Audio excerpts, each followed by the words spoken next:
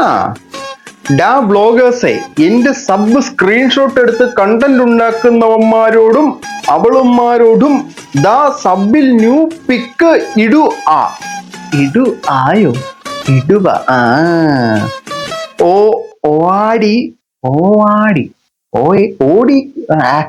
ഓടി പോയി എടുത്ത് നീയൊക്കെ റിയാക്ഷൻ ഇടടാ. രേണുസുതി ഇനിയും ഇടും, നീയൊക്കെ റിയാക്ഷൻ ചെയ്തോണ്ടിരുന്നോ എന്നും പറഞ്ഞിട്ട് രേണു ഒരു പോസ്റ്റ് സ്റ്റോറിയിൽ ഇട്ടിരിക്കുന്നു. വെല്ലുവിളി അതെനിക്ക് ഇഷ്ടമല്ല. അതുകൊണ്ട് നമുക്ക് ധൈര്യമായി കയറി ആ പോസ്റ്റ് എന്തിനാണെന്ന് നോക്കാം. ഇതാണോ പോസ്റ്റ്? കൊള്ളാല. അടുത്ത പോസ്റ്റ് ഇട്ടിട്ടുണ്ട്. ഇതൊക്കെയാണ് രേണുസുതി സബ്സ്ക്രിപ്ഷൻ ഇട്ടിരിക്കുന്ന അടുത്ത പോസ്റ്റുകൾ. ഈ രേണുസുതിയുടെ സബ്സ്ക്രിപ്ഷൻ ഇപ്പൊ വലിയ ചർച്ചാ വിഷയമായി മാറിയിരിക്കുകയാണ്. ചർച്ചാ വിഷയം ആകാനുള്ള സംഭവം പറഞ്ഞാൽ, പുള്ളിക്കാരി വന്നിട്ട് ഞാൻ അങ്ങനെയല്ല, പുള്ളിക്കാരി പറയുന്ന ഒരു സ്റ്റൈൽ ഉണ്ടല്ലോ, ഞാൻ സബ്സ്ക്രിപ്ഷൻ തുടങ്ങാൻ പോവാണ്, എല്ലാവരും വന്ന് സബ്സ്ക്രൈബ് ചെയ്യണമെന്ന് പറഞ്ഞു.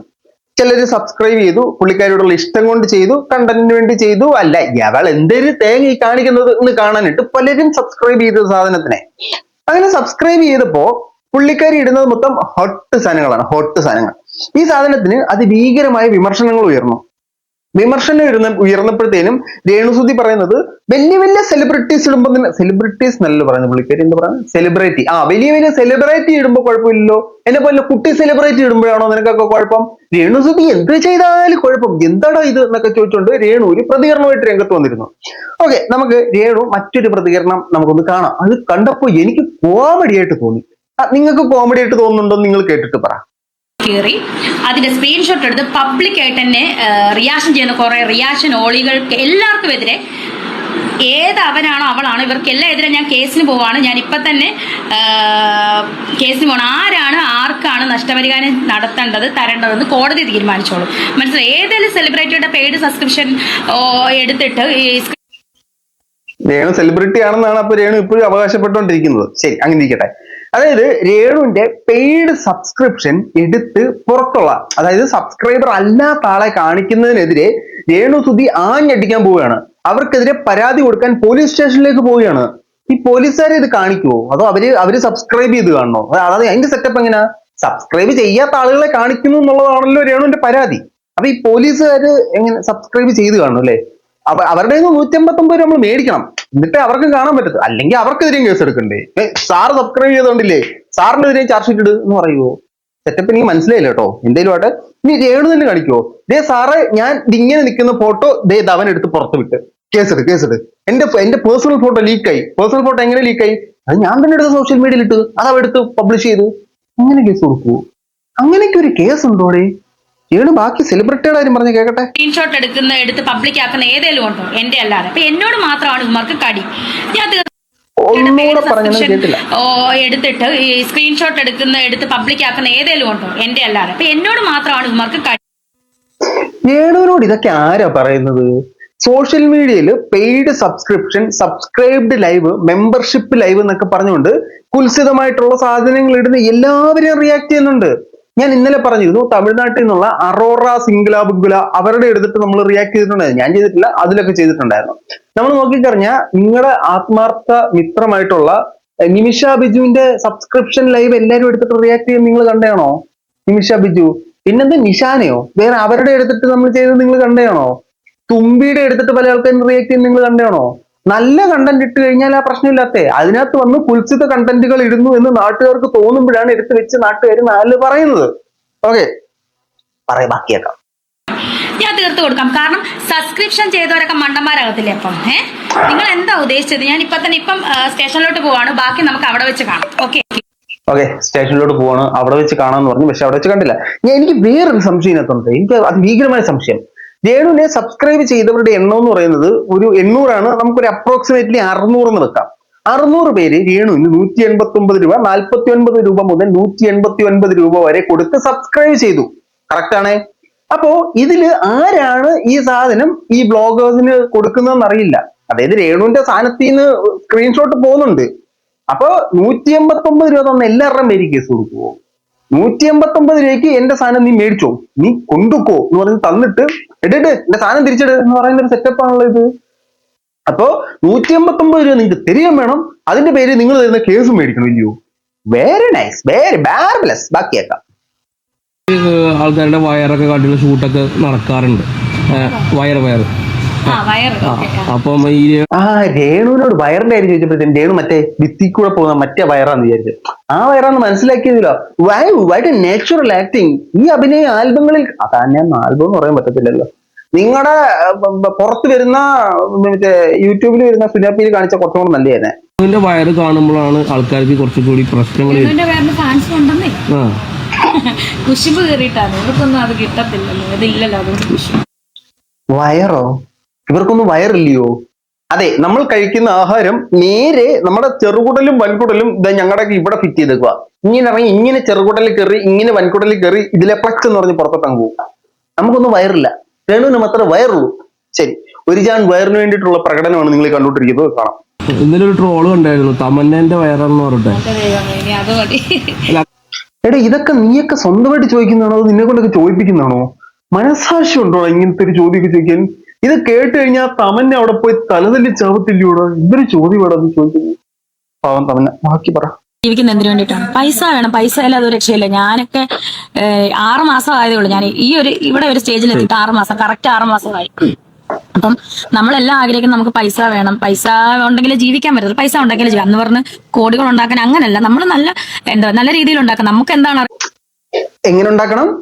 നല്ല രീതിയിൽ ഉണ്ടാക്കണം. You got the point your honour. നിങ്ങൾ സബ്സ്ക്രിപ്ഷൻ ലൈവിൽ ഇടുന്ന സബ്സ്ക്രിപ്ഷൻ ലൈവ് അല്ലല്ലോ, എക്സ്ക്ലൂസീവ് കണ്ടന്റ് ആയിട്ട് ഇൻസ്റ്റാഗ്രാമിൽ ഇടുന്ന സാധനം നല്ല രീതിക്കുള്ള സാധനമാണോ? അത്ര ഞാൻ ചോദിക്കുന്നത്. സിമ്പിൾ ആയിട്ട് ഞാൻ ചോദിക്കട്ടെ, താങ്കളുടെ അച്ഛനെ കൊണ്ട് സബ്സ്ക്രൈബ് ചെയ്യിപ്പിക്കാൻ പറ്റുമോ സാധനം? താങ്കളുടെ മക്കളെ കൊണ്ട് സബ്സ്ക്രൈബ് ചെയ്യിക്കാൻ പറ്റുമോ സാധനം? താങ്കളുടെ മക്കളുടെ സുഹൃത്തുക്കളെ കൊണ്ട് സബ്സ്ക്രൈബ് ചെയ്യിപ്പിക്കാൻ പറ്റുമോ ഈ സാധനം? നിങ്ങളൊക്കെ പറ്റുമെന്ന് പറയായിരിക്കും. പ്രോഗ്രസീവ് ചിന്താഗതി, അത് തെറ്റൊന്നുമല്ല കേട്ടോ, അതൊക്കെ അവരുടെ വ്യക്തിപരമായ താല്പര്യമാണ്. ഈ രേണുവിനെതിരെ ഇത്രയും വിമർശനം വരുന്നതിന്റെ കാരണം എന്താണെന്ന് വെച്ച് കഴിഞ്ഞാൽ അതേപോലെ ആളുകളെ വെറുപ്പിച്ചിട്ടാണ് രേണു ഇത്രയും വിമർശനം വരുന്നത്. രേണു നല്ല കുറച്ച് കാര്യങ്ങൾ ഈ സബ്സ്ക്രിപ്ഷൻ ഇടൂ. ആര് പറഞ്ഞില്ലാലും ഞാൻ നല്ലത് പറയുന്നത്. ഞാൻ എന്റെ വിശാല മനസ്കതയല്ലോ, മനസ്സല്ലേ, വിശാല മനസ്സ് കണ്ടില്ലെന്ന് വെക്കല്. നമുക്ക് വീണ്ടും സബ്സ്ക്രിപ്ഷനിലേക്ക് തിരിച്ചു പോകാം. നമ്മൾ വിഷയത്തിൽ നിന്ന് വീണ്ടും തെറ്റിയിരിക്കും. എല്ലാത്തവരും ഈ സബ്സ്ക്രിപ്ഷൻ എടുക്കുന്നില്ല, അവർ പൈസ ഉണ്ടാക്കുന്നില്ലേ? അതിനിപ്പം ഞാൻ ഇത് എടുത്തപ്പോഴാണ് ഇത് ഇത്ര വലിയ പ്രശ്നമായതും വലിയ വിവാദമായതും. ഒരുപാട് പേര് സബ്സ്ക്രിപ്ഷൻ എടുത്തിട്ടില്ലേ? അവരുടെ ഒന്നും ഒരു ഫോട്ടോസ് ലീക്ക് ആകുന്നില്ല, ഒരു പ്രശ്നം. ഇതിനകത്ത് ഞാൻ എന്താ പറയാൻ, എനിക്കറിയില്ല. ഒന്നും പറയണ്ട, എല്ലാവരുടെയും ലീക്ക് ആവുന്നുണ്ട്. നിങ്ങൾ പാൻ ഇന്ത്യൻ പാൻ കേരള വെറുപ്പീരായതുകൊണ്ട് പാൻ കേരള മൊത്തം ഇത് സർക്കുലേറ്റ് ചെയ്യുന്നു. മറ്റു ആൾക്കാർ ചില ഭാഗങ്ങളിൽ മാത്രം വെറുപ്പീരാവുന്നുണ്ട്, അവർക്കിടയിൽ മാത്രം ഇത് സർക്കുലേറ്റ് ആവുന്നു, അത്രേ ഉള്ളൂ. ഒരുപാട് പേര് എക്സ്ക്ലൂസീവ് കണ്ടന്റുകൾ ഇടുന്നുണ്ട്, ഇല്ലെന്നൊന്നും നമ്മൾ വാദിക്കുന്നില്ല. പക്ഷെ ആ എക്സ്ക്ലൂസീവ് കണ്ടന്റിനകത്ത് ഇടുന്ന സാധനങ്ങൾ എങ്ങനെയുള്ളതാണെന്നുള്ളതാണ് ചോദ്യം. നിങ്ങൾ ഒരു ഫോട്ടോ അതിനകത്ത് ഈ പറയുന്ന ഒരു ഇച്ചിരി ശരീരഭാഗങ്ങൾ കാണിക്കുന്നതല്ലാത്ത ഇട്ടിട്ടുണ്ടാവും. അപ്പോൾ എക്സ്ക്ലൂസീവ് കണ്ടന്റിനകത്ത് ഇവരുടെ പ്രധാന പ്രശ്നം എന്താണെന്നറിയോ? ഞാൻ സബ്സ്ക്രൈബ്ഡ് കണ്ടന്റ് ഇടാൻ തുടങ്ങി. ആ സബ്സ്ക്രൈബ്ഡ് കണ്ടന്റിന്റെ സാധനം എന്ന് പറഞ്ഞാൽ നിങ്ങൾ ഇത്ര പൈസ വന്നു കഴിഞ്ഞാൽ മറ്റെങ്ങും കാണാത്ത കുറച്ച് സാധനങ്ങൾ നിങ്ങൾക്ക് ഇവിടെ കാണാൻ പറ്റും. ആ സാധനം കുറച്ച് ഹോട്ടായിട്ടുള്ള സാധനങ്ങളാക്കി. അങ്ങനെ ആക്കിയപ്പോ എന്താ, അത് അവിടെ നിർബന്ധമായിട്ടും ആൾക്കാർ പണം കൊടുത്ത് വന്നാലേ അത് കാണാൻ പറ്റുമെന്നായി. അങ്ങനെ വന്നപ്പോഴത്തേനും യൂട്യൂബേഴ്സ് ഇത് സ്ക്രീൻഷോട്ട് എടുത്ത് പ്ലച്ചാന്ന് ചാമ്പാൻ തുടങ്ങിയപ്പോ എന്തുവാ, ആൾക്കാർ ചിന്തിച്ച് ഞാൻ എന്തിന് വെറുതെ 189 രൂപ കൊടുത്ത് ലവളെ സബ്സ്ക്രൈബ് ചെയ്യണം, അതായത് ഇവനെ ചുമ്മാ യൂട്യൂബിൽ ഒരു ക്ലിക്ക് വെച്ച് കൊടുത്തു കഴിഞ്ഞാൽ നമുക്ക് ഇവിടെ ആ സാധനം കാണാം എന്ന് ചിന്തിച്ചു. അപ്പൊ രേണുവിന് ഇപ്പോ ഒരു 1000 കഴിഞ്ഞു പോകേണ്ട സബ്സ്ക്രൈബേഴ്സ് ഒരു 800 വന്ന് സ്റ്റക്കായി. ഇതാണ് രേണുവിന്റെ പ്രശ്നം. 189 × 800 നിങ്ങൾ കാൽക്കുലേറ്റ് ചെയ്ത് നോക്കുക. അതിൽ നിന്ന് മെറ്റ് അവരുടേതായ ഒരു ലാഭം എടുത്തിട്ട് ബാലൻസ് ആയിരിക്കും രേണുവിന് കൊടുക്കുന്നത്. 189 രൂപ കംപ്ലീറ്റ് ആയിട്ട് കിട്ടത്തില്ല. എന്നിട്ട് ചോദിക്കും ഞാൻ നിന്നോടൊക്കെ ഇരക്കുന്നുണ്ടോ, എന്നിട്ട് വന്ന് പറയും 189 രൂപ എടുത്ത് നിങ്ങൾ സബ്സ്ക്രൈബ് ചെയ്ത് കഴിഞ്ഞാൽ നിങ്ങൾക്ക് എക്സ്ക്ലൂസീവ് കണ്ടന്റ് കിട്ടുമോ? സബ്സ്ക്രിപ്ഷൻ ഉദ്ദേശിക്കുന്ന ഹോട്ട് കണ്ടന്റ് മാത്രമാണെന്ന് തെറ്റിദ്ധരിക്കപ്പെടുന്നതാ. ഹോട്ട് കണ്ടന്റ് എന്ന് തെറ്റിദ്ധരിക്കപ്പെടുന്നതാ. ഞാൻ വളരെ കൃത്യമായിട്ട് ശരിയായിട്ടുള്ള ധരണമാണ് ഇട്ടത്. നിങ്ങൾ അതിനകത്ത് ഹോട്ട് കണ്ടന്റ് അല്ലാതെ പിന്നെ എന്തെങ്കിലും ഇട്ടിട്ടുണ്ടോ? നിങ്ങൾ നല്ലത് ഇടൂ, തീർച്ചയായിട്ടും നല്ലത് പറയും. ഞാനൊന്നും പറയുന്നില്ല, എന്തായാലും പറഞ്ഞു കഴിഞ്ഞാൽ. ഞാൻ ചോദിക്കട്ടെ, ഇപ്പൊ നിങ്ങൾ തന്നെ നിങ്ങൾ സബ് എടുക്കേണ്ട കാര്യമില്ല. ഞാൻ എന്താ ഇടുന്നത് കാണേണ്ടവരാണെങ്കിൽ കുറച്ച് വ്ളോഗേഴ്സ് ഉണ്ട്, അവർ സ്ക്രീൻഷോട്ട് എടുത്ത് ഇടുന്നുണ്ട്. അതാണ് പോയിന്റ്, അതാണ് പുള്ളിക്കാരുടെ പ്രശ്നം. കുറച്ച് വ്ളോഗേഴ്സ് ഉണ്ട്, അവന്മാരത് പബ്ലിഷ് ചെയ്യുന്നുണ്ട്. പിന്നെ എന്നെ സബ്സ്ക്രൈബ് ചെയ്യേണ്ട കാര്യമില്ല. എനിക്ക് കിട്ടുന്ന പുളിങ്കുരു കിട്ടുന്നില്ല. പുളിങ്കുരു ഞാൻ വളരെ കഷ്ടപ്പെട്ട് സ്ട്രഗിൾ ചെയ്താണ് ഇന്നീ കാണുന്ന ഇന്നലെയിൽ എത്തിച്ചേർന്നത്. അപ്പോ ലവനെ പോയി സബ്സ്ക്രൈബ് ചെയ്ത് കഴിഞ്ഞാൽ പിന്നെ ഞാൻ ഇടുന്നതിൽ എന്താണിത്? പിന്നെ നാട്ടുകാർ എങ്ങനെ എനിക്ക് പൈസ തരും? മനസ്സിലായി? ഞാൻ എങ്ങനെ സമ്പാദിക്കും ഞാൻ? സോ അതാണ് ഇപ്പൊ മെയിൻ പ്രശ്നം. സ്ക്രീൻഷോട്ട് എടുത്ത് ഫസ്റ്റ് ഇങ്ങനെ തമ്പലിനോ എന്തോ അതിന് തമ്പലൈൻ, അത് തന്നെ അതിൽ ഇടുന്നുണ്ട്. അപ്പം ഈ ഇപ്പൊ ഞാൻ എന്നെ സംബന്ധിച്ച് ഇപ്പൊ ഒരു ആൽബം ചെയ്താലും നിങ്ങൾക്കറിയാം, നിങ്ങൾ മീഡിയക്കാർ വരുമ്പം ഇപ്പൊ ദാസേട്ടൻ കോഴിക്കോട് പ്രതീഷിന്റെ ഒക്കെ കൂടെ ആൽബം ചെയ്യുമ്പോഴും ഞാൻ ദാസേട്ടൻ കോഴിക്കോടിന്റെയും പ്രതീഷോ ഉദയകുമാറോ എന്തൊക്കെയോ കുറെ എണ്ണം ഇവന്മാർ അത് ആൽബം അല്ല എന്റെ രേണു. നിങ്ങൾ എന്തോ ഒരു സാധനം ഷൂട്ട് ചെയ്തിടുന്നു. ഈ നമ്മുടെ നാട്ടില് ഒരുപാട് ലെജൻഡറി ആയിട്ടുള്ള ആൽബങ്ങൾ ഉണ്ടായിട്ടുള്ള നാടാണിത്. നിങ്ങൾ ഒരു 90s സമയങ്ങളിലെ ആൽബങ്ങൾ എടുത്ത് അതിനകത്തെ പാട്ടുകളും അതിനകത്ത് വന്നിട്ടുള്ള രംഗങ്ങളും ഒന്ന് പരിശോധിച്ച് നോക്കുക. എന്നിട്ടൊരു മനസാക്ഷി ഇല്ലാതെ ഇതിനെയൊക്കെ ആൽബം എന്ന് പറയാൻ കാണിക്കുന്ന ഒരു മനസ്സുണ്ടല്ലോ, അതാണ് മനസ്സ്. ഞാൻ വയറ് കാണിക്കാറുണ്ട്, അല്ലെങ്കിൽ ഞാൻ ഫോട്ടോഷൂട്ട് ചെയ്യുമ്പോൾ അങ്ങനെയൊക്കെ ഞാൻ ചെയ്യാറുണ്ട്. അതൊക്കെ തന്നെയാണ് അതിലും ഇപ്പം ഫോട്ടോ എടുക്കുമ്പോൾ കാണുന്നത്. അതിപ്പം അതത്ര വലിയ സംഭവമാണെന്നോ ഒന്നുമില്ല. പക്ഷെ എങ്കിൽ പോലും നമ്മൾ സബ് ചെയ്യുന്നതിനകത്ത് കയറിയിട്ട് അത് സ്ക്രീൻഷോട്ട് എടുത്ത് അത് അങ്ങനെ വിവാദമാക്കാന്ന് പറഞ്ഞാൽ അത് അവരെടുത്തോട്ടെ. ഞാന് ആൽബം ഷൂട്ട് ചെയ്യുമ്പോൾ എന്റെ വയറ് കാണിക്കാറുണ്ട്, ഞാൻ കാണിക്കാറുണ്ട്. ഞാൻ ദാസേട്ടൻ കോഴിക്കോടിന്റെ കൂടെ ഒക്കെ ഞാൻ അങ്ങനെയൊക്കെ വിഷ്വൽസ് നിങ്ങളെല്ലാം കണ്ടതാണ്. അത് വലിയ സംഭവമൊന്നുമല്ല. പിന്നെ എന്തിനാണ് വലിയ സംഭവം? അല്ലെങ്കിൽ പിന്നെ എന്തിനാണ് അത് പെയ്ഡ് ആക്കി വെച്ചേക്കുന്നത്? വലിയ സംഭവമല്ലല്ലോ. എന്തിനാ ഞാൻ പെയ്ഡ് ആക്കണം? തുറന്നു വിടാൻ കിട്ടും, നാട്ടിൽ കാണട്ടെ. അത് പറ്റത്തില്ല. എന്നാൽ കൂടി അത് എനിക്ക് നിങ്ങൾ എനിക്ക് പൈസ തരണം. എനിക്ക് പൈസ തരണം. എനിക്ക് പൈസ തന്നതിന് ശേഷം നിങ്ങൾ ഇത് കാണുമ്പോൾ എനിക്കൊരു മനസ്സംതൃപ്തി കിട്ടും. ആ സംതൃപ്തിയാണ് ഈ 20 വ്ളോഗേഴ്സ് എല്ലാം കൂടെ കൊണ്ടിട്ടുകൊണ്ടിരിക്കുന്നത്. എങ്ങനെ ക്ഷമിക്കാൻ പറ്റുമോ? ഇതൊക്കെ എനിക്ക് കിട്ടണ്ടേ? എത്രയോ 189 രൂപ. 189 രൂപ ഉണ്ടെങ്കിൽ എത്ര ഏത്തപ്പഴം മേടിച്ച് തിന്നായിരുന്നു. മനസ്സിലായോ? അതാണ് സംഭവം. ബാക്കി പറ. എല്ലാവർക്കും അറിയാവുന്ന കാര്യമാണ് അല്ലേ? ഇപ്പം വലിയ വലിയ സെലിബ്രിറ്റീസ് സബ്സ്ക്രിപ്ഷൻ പറഞ്ഞിട്ടുണ്ടല്ലേ. അപ്പൊ അതെന്ന് വെച്ചാൽ എന്താ പറയാ, സബ് ചെയ്യുന്നവർക്ക് മാത്രമായിട്ട് അല്ലെ എക്സ്ക്ലൂസീവ് കണ്ടന്റ് എന്ത് എനിത്തിങ് അത് ഇഷ്ടപ്പെട്ടു. രേണു അങ്ങനൊന്നും ഇല്ല. ഈ സബ്സ്ക്രൈബ് ചെയ്യുമ്പോഴത്തേനും ഒരു പേയ്മെന്റ് ഉണ്ട്. ആ പേയ്മെന്റിന് രേണു ആ സാധനം വിറ്റു. അതില് ഇൻസ്റ്റാഗ്രാം ഓൾറെഡി സ്ക്രീൻഷോട്ട് എടുക്കാൻ പറ്റുന്ന ഒരു ഫീച്ചർ കൊടുത്തിട്ടുണ്ട്. ആ ഫീച്ചർ ഉള്ളത് കൊണ്ട് തന്നെ അവരത് ഉപയോഗിക്കുന്നു. ഇപ്പൊ രേണു ഓൾറെഡി പറയുന്നുണ്ടായിരുന്നു, ഞാൻ കേസ് കൊടുക്കും, നിനക്കൊക്കെ എതിരെ ഞാൻ കേസ് കൊടുക്കണം, നിന്നെയൊക്കെ ഞാൻ അഴി എണ്ണിക്കൂടാം എന്ന് പറയുന്നുണ്ടായിരുന്നു.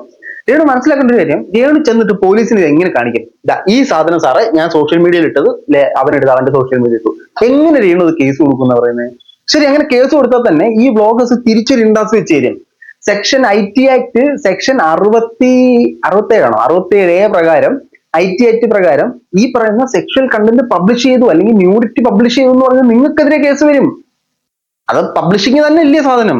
നാട്ടുകാരുടെ ലൈംഗിക ദാരിദ്ര്യത്തെ മുതലെടുക്കാനായിട്ട് ഓരോ സാധനങ്ങൾ കാട്ടിക്കൂട്ടിട്ട് അതിനെതിരെ ശക്തമായി പ്രതിഷേധിക്കുമ്പോൾ നമുക്കെതിരെ ശക്തമായി വീണ്ടും പ്രതിഷേധിക്കുന്നോ? നമ്മളും പ്രതിഷേധിക്കും. ഉള്ളതുകൊണ്ടാണ് അവർ ഇത്ര സബ് എടുത്തതും കാര്യങ്ങൾ. അപ്പം ഞാൻ അങ്ങനെ ചെയ്തപ്പം അല്പം വിവാദം, അതായത് എനിക്കെതിരെ വിവാദങ്ങൾ മാത്രം റിയാക്ഷൻ വീഡിയോ ചെയ്യുന്ന കുറച്ച് വ്ളോഗേഴ്സ് അവർ ചെയ്തോട്ടെ, എനിക്ക് വിഷയം. പക്ഷേ അവർ ഈ സബിനകത്ത് കയറിയിട്ട് അതിന്റെ സ്ക്രീൻഷോട്ട് എടുക്കുക, അത് വിവാദമാക്കുക, അതൊക്കെ വളരെ മോശമായിട്ടുള്ള കാര്യമാണെന്നാണ് ഞാൻ പറഞ്ഞത്.